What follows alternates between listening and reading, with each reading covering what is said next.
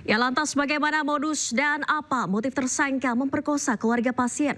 Untuk mengetahui informasi selengkapnya kami telah terhubung dengan Kabid Humas Polda Jawa Barat, Kombes Pol Hendra Rohmawan. Selamat sore, Assalamualaikum Pak Hendra.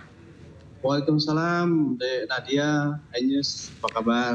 Baik, Pak Hendra, ini tersangka apa dari hasil penyidikan, motif yang dilakukan dan juga modus dalam memperkosa pasien?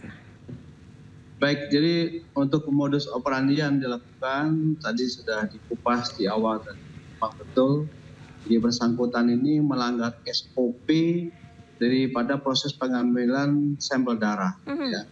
Di mana dia dilakukan hanya seorang diri, ya, tanpa ada pendampingan dari perawat, baik itu sebagai pengantar maupun pendamping pada saat pengambilan sampel darah. Kemudian untuk alokasi waktunya pun demikian, yang bersangkutan ini menggunakan modus yang hanya bisa diketahui oleh dia sendiri maupun si korban, karena waktunya itu adalah pukul 01.00 WIB di satu hari. Kemudian yang bersangkutan juga di samping tidak begitu SOP oleh pendampingan perawat, yang bersangkutan juga secara halus itu membujuk agar dia si korban ini hanya sendiri, tetapi tidak didampingi oleh adiknya lagi yang ada di situ maupun orang tuanya yang jadi pasien pada saat itu. Nah, dua modus operandi ini itu yang dilakukan bentuk pelanggaran SOP.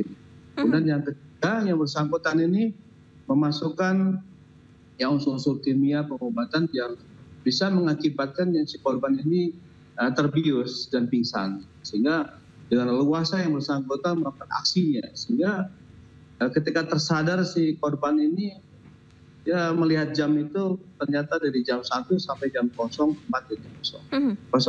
pagi hari, dan yang bersangkutan merasakan ada suatu keanehan yang terjadi pada dirinya, yaitu pada dia merasakan perih di bagian itu ketika saat terkena air. Diskusi ini bersangkutan dengan orang tuanya dan akhirnya mereka bertekad untuk melaporkan ini untuk diperiksa dulu oleh perawat yang ada di rumah sakit. Jadi akhirnya tidak lanjut dari korban, keluarga korban, dan keluarga korban saat ini yang direspon oleh kepolisian sehingga dilaporkan pada tanggal 18 Maret. Dan kita respon cepat, pada tanggal 20 Maret kita sudah tetapkan sebagai tersangka, dan tentu saja itu sebelumnya sudah melakukan penyelidikan dan respon positif dari kami di Reskrimum untuk melakukan proses pelindungan anak dan perempuan. Mungkin baik, apakah ini baru kali pertama pelaku melancarkan aksinya atau sebelumnya sudah pernah kejadian juga, Pak Hendra? Ini saat ini masih kita dalami ya. Saat ini seperti yang sudah saya sampaikan tadi, yang bersangkutan masih tidak menyampaikan perbuatan untuk yang di luar daripada kejadian itu. Tapi dari postingan beberapa media sosial yang ditemukan oleh teman-teman media ini, Pak, ini ada beberapa pasien yang sama itu di rumah sakit itu juga, di lokasi yang sama di kamar lantai 711 ini, itu melakukan suatu tindakan yang sama dengan dia. Tetapi kita masih menunggu dan kita akan merespon daripada laporan-laporan yang apabila ada. Ya. Oke, artinya kemungkinan korban lebih dari satu? Ya, ini sehingga nanti kita bisa membuktikan bahwa yang bersangkutan tidak benar kalau sebenarnya dia satu, tapi dia bungkam gitu ya. Ini harapan kita juga demikian. Kami juga akan membantu mengakomodir dari korban-korban yang ada ini untuk perlindungan daripada saksi. Kita publikasi ke media, tetap kita akomodir sehingga apabila ada ya, kita akan memberikan keadilan yang sebesar-besarnya kepada para pelapor. Baik, sementara untuk kondisi korban seperti apa, Pak Hendra? Ya, kondisi korban karena ini kan posisi yang kita kelola ini juga sudah cukup banyak, ya cukup waktu lah 20 hari sejak dari awal kita juga memberikan semangat, empati, simpati kepada korban, karena untuk diambil keterangan ini kita juga membutuhkan suatu proses yang halus ya Mbak Nadia ya, karena halus dan kita betul-betul dari hati ke hati.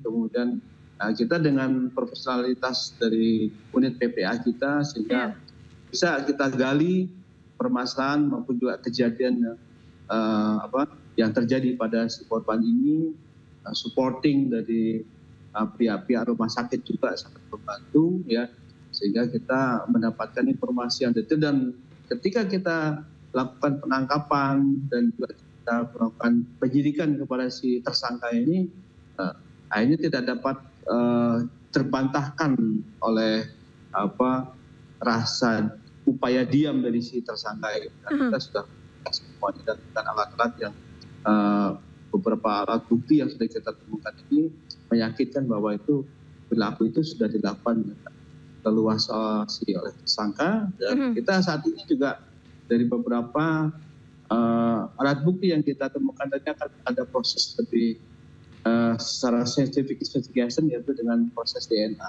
Ini harapan kita ini dalam waktu beberapa hari proses sudah hadir, sudah ada hasilnya, nanti akan menguatkan lagi bahwa yang bersangkutan telah melakukan.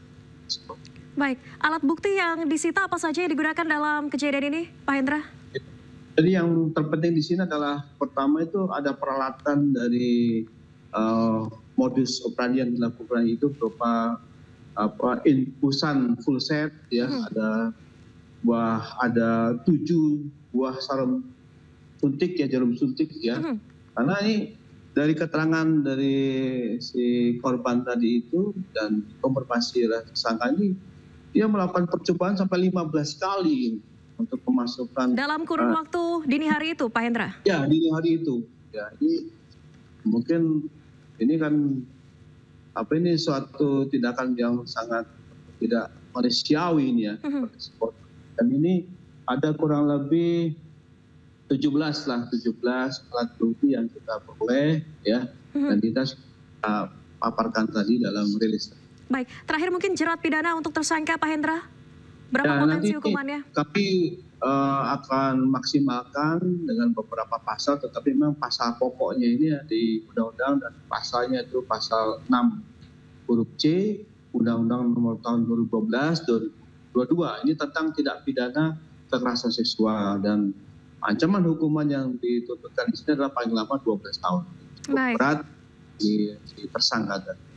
Baik, ancaman hukuman 12 tahun. Terima kasih banyak Kabid Humas Polda Jawa Barat Kombes Pol Hendra Rohmawan telah bergabung di Aini Sore. Sehat selalu, selamat sore Pak Hendra.